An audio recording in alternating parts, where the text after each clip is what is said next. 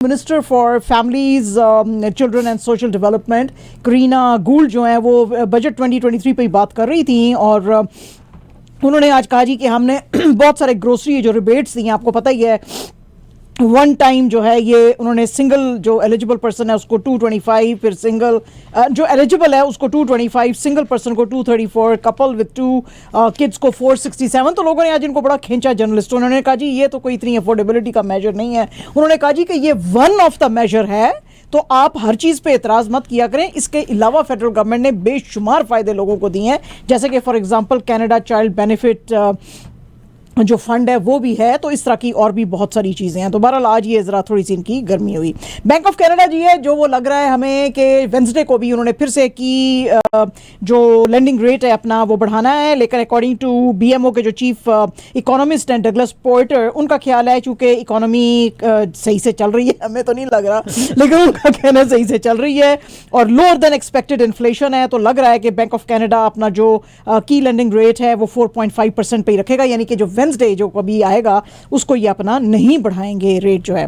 Alberta की premiere जो है डैनियल स्मिथ, उन्होंने कहा जी कि वो अब अंडर इन्वेस्टिगेशन है फॉर प्रोविंशियल एथिक्स कमिश्नर, क्योंकि आपको पता ही है कि उनकी एक फ़ोन कॉल पकड़ी गई थी जिसमें कि वो कैलगरी के जो स्ट्रीट पास्टर आर्थर पलॉफ्स्की हैं उनको कह रही हैं कि आपके केस में हम बिल्कुल जो है वो बात करेंगे और ये पॉलिटिकली मोटिवेटेड था और जो है वो लीक हुआ था, तो उसमें शायद कहा जा रहा है कि इन्होंने इंटरफेयर करने की कोशिश की है जस्टिस के अंदर। तो उन्होंने कहा कि नहीं, मैंने जस्टिस में इंटरफेयर बिल्कुल नहीं किया, आप बिल्कुल मेरे पे इंक्वायरी बिठाएं, मैं उस पर बात करूंगी, लेकिन एज अ इलेक्टेड रिप्रेजेंटेटिव मेरा काम है लोगों से बात करना और उनको तसल्ली देना। ये कुछ अल्बर्टा का चक्कर है, ये अल्बर्टा का, ये अल्बर्टा फैक्टर है। ये हमारे जो अच्छे खासे जेसन कैनी, उन्होंने मुंह 3 दफा मुंह खोला और बाहर निकाल दिया। बस अभी उन्होंने 2.5 टाइम मुंह खोल दिया। दिस इज, ये आइंदा से जो फिल्में हैं ना वो एक्स फैक्टर नहीं बनेंगी, अल्बर्टा फैक्टर बनेगी। ये अल्बर्टा फैक्टर है, हाँ, ए फैक्टर बनेंगे, बिल्कुल एग्जैक्टली। अच्छा जनाब, एक आदमी जो है उसको यॉर्क रीजनल पुलिस ने कस्टडी में लिया है, इसका नाम है सरन करुणाकरन और 28 ईयर्स इसकी एज है। ये वहाँ पे जो मार्कम के पास एक डेनिसन स्ट्रीट है उसमें एक वर्शिपर जो है मुसलमान, वो मॉस्क से निकल रहे थे, बड़ी तेज़ी से उनके पास ये गाड़ी लेकर गया और उनको रेशल स्लग्स बोले, तो इनके ऊपर अब 3 काउंट्स के ऊपर चार्जेस किए गए हैं। अप्रैल 11 यानी कि कल ये अब जो है हाजिर होंगे अदालत के सामने न्यू मार्केट में। नॉट ओनली हियर, ये इसके बाद, इसके फौरी बाद ये एक और स्कार्बरो में एक मस्जिद थी, हाँ, उसमें भी जाकर, वहाँ पे भी जाके उन्होंने यही हरकतें की। हाँ जी, तो उनको पकड़ लिया गया है। बहरहाल हाइड्रो क्यूबेक जो है जी वो अभी भी क्यूबेक के अंदर 40,000 कस्टमर्स को पावर नहीं दे पाई है। ये जो इलाके बहुत ज़्यादा इफेक्टेड हैं, मॉन्ट्रियल, ओटुएसिस और मॉन्टेग्री और लेवेल के जो एरियाज़ हैं यहाँ पे नहीं है। हालांकि इनका कहना है हाइड्रो वालों का कि 90% लोगों को हमने दे दी है, लेकिन फिर भी अभी बहुत सारे लोग जो हैं उनके पास नहीं है। और इन्होंने ये भी कहा है कि आप फ्यूल बर्निंग अप्लायंसेस ना यूज़ करें क्योंकि कार्बन मोनोऑक्साइड के बहुत सारे केसेस सामने आए हैं। टीटीसी ने आज कहा है जी कि जब से हमने सिक्योरिटी लगाई है टीटीसी के ऊपर, जो क्राइम्स हैं वो 20% नीचे आ गए हैं और उसकी वजह से जो है अब जो वायलेंट इंसिडेंट्स हैं वो कम हो रहे हैं। इसके साथ साथ जो है लेकिन लोगों की जो गो ट्रांजिट की जो परेशानियां हैं वो बड़ी मुश्किलों में आ गई हैं, इसलिए कि मेट्रोलिंक्स ने थोड़े दिन पहले अनाउंस किया था कि हम अपना स्केड्यूल चेंज कर रहे हैं, उसकी वजह से लोगों को एडजस्टमेंट्स करनी पड़ रही है। लेकिन मेट्रोलिंक्स का कहना है कि गार्डनर एक्सप्रेस पे जो कंस्ट्रक्शन हो रही है उसके लिए जो हमने किए थे रूट स्केड्यूल्स चेंज किए थे उसमें ये ज़्यादा एफिशिएंसी आएगी। कोविड-19 जी, we thought that it is behind us but not any more. कोविड-19 का आउटब्रेक हुआ है Yarmouth regional hospital western Nova Scotia में और यहाँ पे अभी तक जो हैं 10 लोग जो हैं इन्फेक्टेड हैं। तो अब जो लोगों के साथ मुलाकातें थी पेशेंट्स के साथ वो भी अब कट कर दी गई हैं और स्टाफ और डॉक्टर्स उन सब के भी जो हैं टेस्ट जारी हैं। बाइडन साहब ने कहा है जी कि वो री इलेक्शन सीख कर रहे हैं 2024 में और एक इंटरव्यू दे रहे थे एनबीसी टुडे को वो कह रहे थे जी कि हमारी सारी प्रेपरेशंस हो गई हैं, तो बार बार मैं इस बात को अब मुझे प्रेशराइज ना करें अनाउंस करने के लिए। इसके अलावा कमला हैरिस ने भी कहा है कि वो भी इनके साथ रन करेंगी 2024 में और बाइडन साहब की जो व्हाइट हाउस के जो टॉप एडवाइजर्स हैं वो उनकी इस री इलेक्शन कैंपेन जो है उसके ऊपर काम कर रहे हैं। मेडिटेरेनियन के पास तुनिसिया के जो कोस्ट है उसके पास फिर से एक बोट जो है कैप्साइज की है, उसके अंदर 20 लोग जो है मिसिंग हैं। आपको पता ही है कि पहले लीबिया से लोग ज़्यादा भाग के यूरोप की तरफ जाते थे, अब ये टुनिसिया की तरफ चले गए हैं। टुनिसियन नेशनल गार्ड्स का कहना है कि तकरीबन 14,000 रेफ्यूजीज जो कि मोस्टली सब सहारन अफ्रीका से आए हैं अभी तक जब से साल शुरू हुआ है उनको इंटरसेक्ट और रेस्क्यू किया गया है और ये यूरोप के अंदर जाने की कोशिश कर रहे थे। तो आज का फिर का एक अफसोस का वाकया हुआ, ये भागने की जो लोग कोशिश कर रहे थे, बोट कैप्साइज की और 20 लोग जो हैं उनकी डेथ हुई है। आज जनाब 75 ईयर्स ऑफ ये मनाया है डीर यासीन का पैलेस्टाइन के अंदर। और अगर आपको पता है कि जिस वक्त इजराइल ने कहा था कि हम अपनी स्टेट जो है वो इस्टेब्लिश करने की कोशिश कर रहे हैं, तो ये जो छोटा सा इलाका था डेर यासीन का जो विलेज था, उसमें से तकरीबन 15,000 पैलेस्टीनियंस को मार दिया गया था, जिसके के बाद 750,000 जो है भाग के या तो पास के मुल्कों में या कि फिर जो है दूसरे शहरों में चले गए थे। इसको जो है अरब्स जो हैं वो नकबा कहते हैं, यानी कि कैटेस्ट्रॉफी। और इस विलेज के अंदर इन्होंने, हालांकि ये जो है सिर्फ पैलेस्टीनियंस नहीं कहते बल्कि बहुत सारे जो इजरायली जो हिस्टोरियंस हैं वो भी लिखते हैं कि इरगुन और स्टर्ड गैंग जो ज़ायनिस्ट मिलिशिया थे उन्होंने उसके ऊपर अटैक किया था और हज़ारों ही पैलेस्टीनियंस को मारा था। उसकी आज 75th एनिवर्सरी थी जिसको कि ये मना रहे थे। और 1948 की एक जो यूके डेलीगेशन जो कि आया था यहाँ पे यूनाइटेड नेशंस के अंडर, उसने भी कहा था कि तकरीबन 250 अरब मैन विमेन चिल्ड्रन को मारा गया था। इसके अलावा उनकी फोटोग्राफ्स ली गई थी नंगा करके, उनको दीवार के साथ लगाया गया था, उनको मारा पीटा गया था और उनकी स्ट्रिप सर्च की थी और बहुत सारी औरतों को रेप भी किया गया था। रेड क्रॉस कहता है जी कि उनको उस वक्त जब उन्होंने कवर की थी ये स्टोरी, तो उस वक्त 150 जो लोग जिनको के केव के अंदर हाथ बंद करके फेंका गया था और एक और सेपरेट लोकेशन के अंदर जो है वो बहुत सारी बॉडीज को तकरीबन 50 के करीब डंप किया गया था। तो ये आज बहुत ही एक जुल्म का जो वाकया इजराइल ने किया था उसको जो है आज याद किया गया है 75 ईयर्स के बाद। एसोसिएटेड प्रेस की न्यूज़ है जी, और इसके मुताबिक सऊदी अरेबिया और ओमान के जो डेलीगेशंस हैं वो मिले हैं हूती ऑफिशियल्स के साथ और इसको बहुत ही अच्छी जो है एक मिडिल ईस्ट के अंदर चीज़ समझा जा रहा है। हूती सुप्रीम पॉलिटिकल काउंसिल के जो हेड हैं मेहदी अल मशरद, उन्होंने कहा जी कि ये बड़ी ज़बरदस्त एक ब्रेक थ्रू है। हैंस गुंडनबर्ग जो है यूनाइटेड नेशंस के एनवॉय फॉर यमन, उन्होंने कहा कि ये बड़ी ज़बरदस्त जो है डेवलपमेंट है, जिसके के बाद अब ये रियाद ने बहुत सारे जो इनके हूती प्रिजनर्स थे वो भी रिलीज़ किए हैं और ये अब रियल अपॉर्चुनिटी है ताकि पीस की तरफ जो है चला जाए और ये जो बहुत अरसे से 9 ईयर कॉन्फ्लिक्ट है इसको ख़त्म किया जाए। तो winds of change in Middle East, as we say and we have said already so many times, वो अब देखने को मिल रही हैं।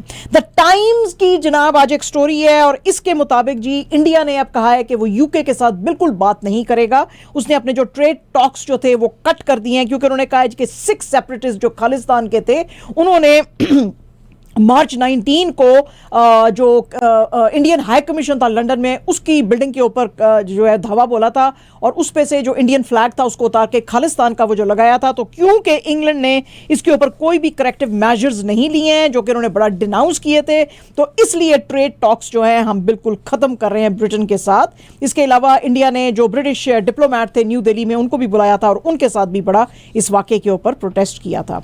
अल जजीरा की एक रिपोर्ट है जी और अल जजीरा ने जो है वो विजिट किया है मदरसा अल अजीजिया हिंदुस्तान के अंदर, जिसको कि कुछ अर्सा पहले, कुछ दिन पहले ये जो राम नवेली की जो रिलीजियस चल रही हैं वहाँ पे प्रोसेशंस, उनके जो कुछ गुंडे ही हम कह सकते हैं घुस के उन्होंने इस मदरसे को आग लगा दी थी और उसके साथ जो लाइब्रेरी थी उसको भी लगाई थी। तो अल जजीरा ने आज ये जाके उधर देखा है। अल जजीरा का कहना है जी कि यहाँ पे 5,000 किताबें थी जिसमें कि बहुत ही ज़्यादा रेयर बुक्स भी थी और उनको जलाया। इसके अलावा कुरान की बहुत सारी कॉपीज़ थी उनको जलाया गया था। तो जिस वक्त अल जजीरा की टीम वहाँ पे गई तो उनको हर जगह पे पत्थर और रोड्स और लिकर की बॉटल्स और शैटर्ड ग्लास जो हैं वो मिले हैं। मोहम्मद शाकर कासमी जो कि प्रिंसिपल थे वो कहते थे मैं अपना रोज़ा खोलने के लिए घर गया था, जब मुझे इत्ला मिली तो मैं भागा हुआ फिर जो है वो निकला तो मैंने देखा कि लोग पत्थर फेंक रहे थे। मैं चला गया, मैं अगले दिन आया तो मैंने देखा कि इन्होंने ना सिर्फ कुरान की कॉपीज़ की बेहुरमती की बल्कि बहुत सारे हैंड रिटन इस्लामिक बुक्स थी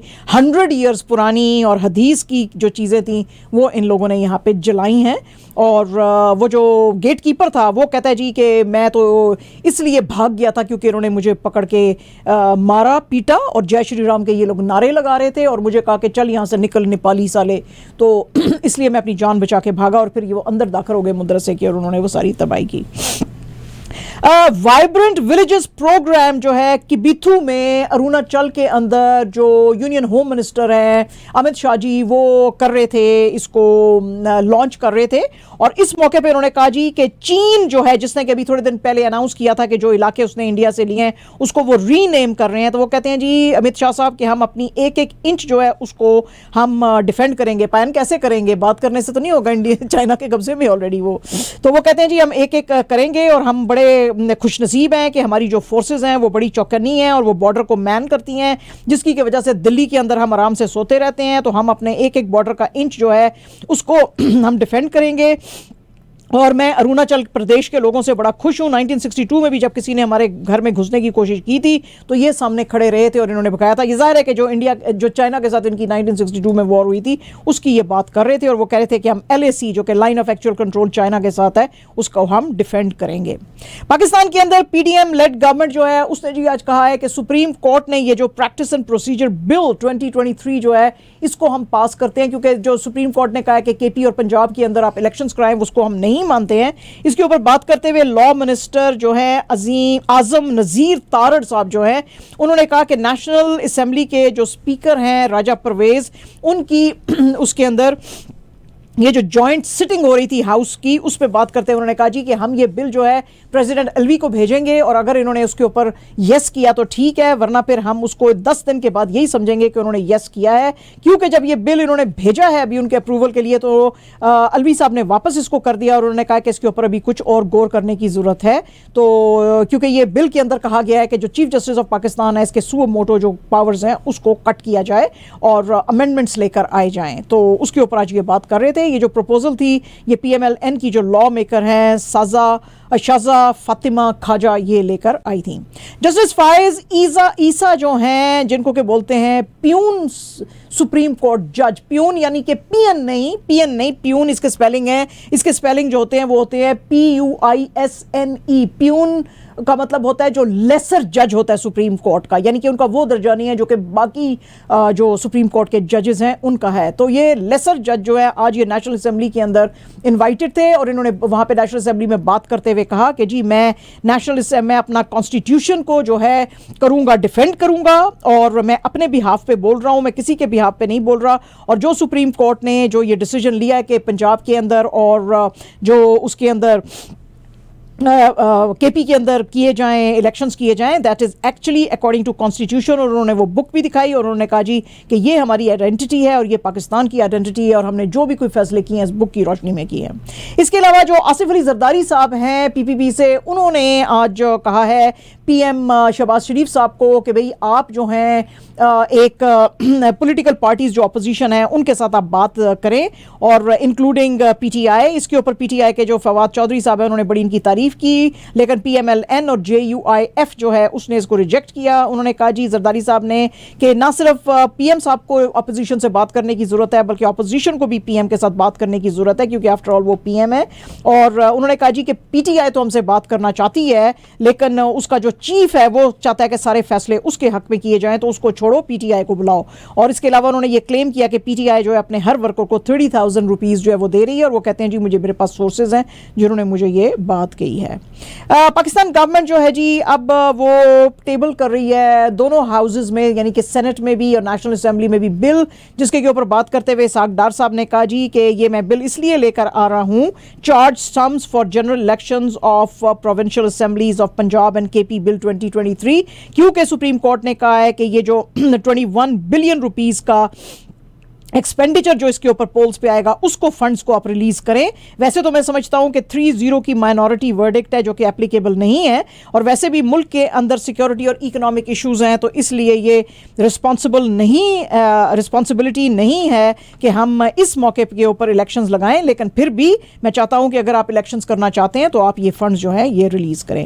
आज कोयटा के इलाके में जी एक बॉम्ब अटैक हुआ फिर से और 4 लोगों की इसके अंदर डेथ हुई। ये जो थे 2 इसमें पुलिस वाले थे, एक बच्ची थी छोटी और एक सिविलियन था। 22 जो है इसमें इंजर्ड है और ये पुलिस के ऊपर कॉन्स्टेंटली हमले किए जा रहे हैं। इसमें 4 to 5 किलोग्राम्स का एक्सप्लोसिव था जो कि एक मोटरसाइकिल में लगाया गया था, जो फटा, जिसको कि रिमोट कंट्रोल से पड़ा गया था। बलूचिस्तान लिबरेशन आर्मी ने इसकी रिस्पॉन्सिबिलिटी ली और उन्होंने कहा कि ये जो 2 पुलिस ऑफिसर हमने मारे हैं ये बलोच सिविलियंस के साथ बहुत ही बैड ट्रीटमेंट करते थे under the pretext of investigation. और ये अब 24 आवर्स में सेकंड अटैक था पुलिस के ऊपर। इससे पहले संडे को भी एक अटैक हुआ था पुलिस की जो ईगल स्क्वाड थी क्वेटा में, उसके अंदर भी 2 पुलिस वाले मारे गए थे और एक हर्ट हुआ था। Pakistan born Oscar winning director Sharmeen Obaid Chinoy, जनाब, more glory to her. She is going to be directing one of the 3 Star Wars films, जिसका के ऐलान किया है इन्होंने। और इन्होंने कहा जी कि ये 3 फिल्में अब हम बनाएंगे और उसमें से जो एक फिल्म है वो शर्मीन बनाएगी। शर्मीन जो है उसकी फिल्म 15 साल जो कि लास्ट मूवी है उसमें उसके यानी उस सीक्वल के 15 साल के बाद वाला जो हिस्सा है वो ये बनाएंगी, जिसमें कि यूके की एक्टर डेजी रिडली जो कि रे का रोल करती हैं वो उसके ऊपर ये करेंगी। इसके ऊपर बात करते हुए शर्मीन ने कहा कि मैं बहुत खुश हूँ कि मेरी तो सारी ज़िंदगी ये सुपर हीरोज़ को देखते हुए ही गुजरी है जो कि हमेशा जो ट्रिनिकल जो रजीम्स होती हैं उनके खिलाफ लड़ती रही हैं। और ये हीरो जर्नी जो है स्टार वॉर्स का ये मुझे बड़ा ही जो है इंस्पायर करता है। इससे पहले आपको पता ही है कि शर्मीन ने जो है मिस मार्वल का टीवी सीरीज़ भी किया था, डायरेक्ट किया था, जिसमें कि एक मुस्लिम जो लड़की है उसका रोल किया था। सल्लू भाई जो है हमारे जी सलमान खान, उन्होंने किसी का भाई किसी की जान का ट्रेलर आज लॉन्च किया और उन्होंने आज अपने शर्ट के बटन फिर से खोल दिए और लोगों को दिखाया, क्योंकि उन्होंने कहा जी कि जब से पहला आया था ट्रेलर तो उसमें लोग कहते थे कि ओ ये तो सारे VSX यानी कि विजुअल इफेक्ट्स जो हैं ये हैं, तो ये विजुअल इफेक्ट्स नहीं है, ये विजुअल इफेक्ट्स नहीं बनाए हुए, ये मेरे खुद के जिम में जा जाके जो मैंने ये बॉडी बनाई है। तो उन्होंने अपने रियल के एप्स जो हैं वो दिखाए और उन्होंने कहा सोशल मीडिया यूजर्स को कि भाई इस तरह की फजूल बातें आप ना फैलाया करो। अजय देवगन की जो डिक्टेटोरियल मूवी है भोला, जनाब, Bhola is doing very very well और 100 करोड़ क्लब की तरफ वो चल रही है। 72 करोड़ से ज्यादा उसने कमा लिए हैं। और इसके मुकाबले में अभी जो वीकेंड के ऊपर गुमराह आई थी आदित्य रॉय कपूर की, और वो अब इतना अच्छा नहीं कर रही है। भोला जो है वैसे तो एक रीमेक थी तमिल मूवी कैथी की जो 2019 में आई थी, लेकिन फिर भी इसको फायदा हुआ राम नवनामी के जो हो रहे थे रिलीजियस जो चल रही थी छुट्टियां उसके ऊपर, और जो ईस्टर की छुट्टी हो गई उसकी वजह से लोगों ने काफ़ी जाके भोला देखी, जिससे कहा कि इनको फ़ायदा हुआ। फार्मूला 1 ड्राइवर चार्ल्स लेक्रिक जो हैं जी, उन्होंने अब कहा है जी कि मुझे प्रिवेसी की ज़रूरत है। ये फरारी के ड्राइवर हैं मोनाको से, और इन्होंने कहा जी कि कुछ दिन पहले गलती से मेरे जो घर का एड्रेस लीक हो गया था, उसके बाद अब लोग मेरे घर के नीचे खड़े रहते हैं और मेरे से तस्वीरें मांगते हैं और आवाज़ें लगाते हैं और कहते हैं मुझे ऑटोग्राफ दो। मैं आप लोगों का प्यार और सपोर्ट अप्रिशिएट करता हूँ और मैं हमेशा खड़ा होता हूँ स्ट्रीट्स के ऊपर, लेकिन मेरे घर के पास आने की जरूरत नहीं है और डोल बेल्स मत बजाएं। अगर आप उधर खड़े बजाते भी रहेंगे और मैं देखता भी रहूंगा तो भी मैं आंसर नहीं करूंगा, मुझे प्रिवेसी दें। नजम सेठी साहब जो हैं जी चेयरमैन पीसीबी मैनेजमेंट कमेटी, उन्होंने कहा जी कि हर हाल में जो एशिया कप है इस साल का वो पाकिस्तान में ही होएगा और हम इसके राइट्स जो हैं वो नहीं दे सकते वरना बोर्ड को बहुत ज्यादा फाइनेंशियल लॉस होएगा। उन्होंने कहा जी हमने एसीसी के साथ यानी कि एशियन क्रिकेट काउंसिल की मीटिंग में सब कुछ कहा है कि अगर हिंदुस्तान नहीं आना चाहता तो हम न्यूट्रल वेन्यू पे जाएंगे, हम एक हाइब्रिड मॉडल भी दे रहे हैं, और लेकिन ये मैचेस इनके बीच में जरूर होने चाहिए क्योंकि सबसे ज्यादा रेवेन्यूज इंडिया पाकिस्तान के मैचेस में जनरेट होता है। इनफैक्ट हाफ ऑफ रेवेन्यू जो होता है ये इन सारे क्रिकेट मैचेस का वो इंडिया पाकिस्तान के मैचेस से आता है। तो हमने अपने सारे प्रोसीजर्स पूरे करके एसीसी को दे दिए हैं, उनकी तरफ से ग्रीन लाइट की हम जो है वो वेट कर रहे हैं। लेकिन ये जो इंप्रेशन आ रहा है कि पाकिस्तान नहीं करेगा एशिया कप 2023, इसकी कोई पॉसिबिलिटी नहीं है। अगर ऐसा हुआ तो पाकिस्तान फिर नहीं खेलेगा इस टूर्नामेंट में। इसके अलावा नजम सेठी साहब ने कहा जी कि बाबर आजम को प्लीज सपोर्ट करें और बिला वजह की उसकी कैप्टनसी को कंट्रोवर्शियल ना बनाएं। आपको पता ही है कि पिछले महीने शादाब खान को स्टैंड इन कैप्टन बनाया गया था जो 3 मैच T20 सीरीज अफगानिस्तान के खिलाफ हो रही थी। उसमें तो लोगों का ख्याल था शायद इसको बाबर आजम को हटाया जा रहा है क्योंकि बहुत सारे सीनियर प्लेयर्स इंक्लूडिंग बाबर को रेस्ट किया गया था। इसके ऊपर उन्होंने बात करते हुए कहा जी ऐसा कुछ भी नहीं है। ये जो selection committee headed by Shahid Afridi and Haroon Rashid जो है उनसे मैंने पूछा था कि स्टेटस को क्या रहेगा। उन्होंने कहा जी we will retain the status quo and that is subject to success and failure. तो अगर बाबर आजम टीम को अच्छी तरह से लीड ना कर सके तो फिर तो हम सोचेंगे, लेकिन अभी तक उनको चेंज करने का कोई भी नहीं है। तो इसलिए उन्होंने लोगों को कहा कि प्लीज अपने कैप्टन को सपोर्ट करो। ठीक है कल ये पाया। आप फिल्मों की बात कर रही थी आप पता है सबसे ज़्यादा हॉट मूवी नॉर्थ अमेरिका में कौन सी है? हाँ जी, मारियो ब्रदर्स। हाँ, yes I know, Mario brothers. हाँ जी। I personally like Mario brothers क्योंकि हाँ। मारियो ब्रदर्स जो है पहले उसके कार्टून्स आते थे। कार्टून नहीं, उसका गेम जो था, अब हाँ, गेम, ये जो बच्चे खेलते हैं ना गेम भी, मारियो yes, ब्रदर्स। yeah. ओ मारियो ब्रदर्स का गेम जो हमने एक्चुअली जो ये गेम्स हैं जो हम जब कंप्यूटर पे जो गेम खेलते हैं वो वहीं से शुरू किया था, मारियो ब्रदर्स से। ओह वाओ, या उसके अंदर बहुत सारे हॉलीवुड स्टार्स जो हैं अपनी वॉइस लेंड कर रहे हैं उसके लिए। यस तो वो गेम जो है वो गेम्स खेलते थे, खेलते वो कहाँ से कहाँ निकल गए। और फिर उसके बाद भाई I am telling you, it was amazing childhood.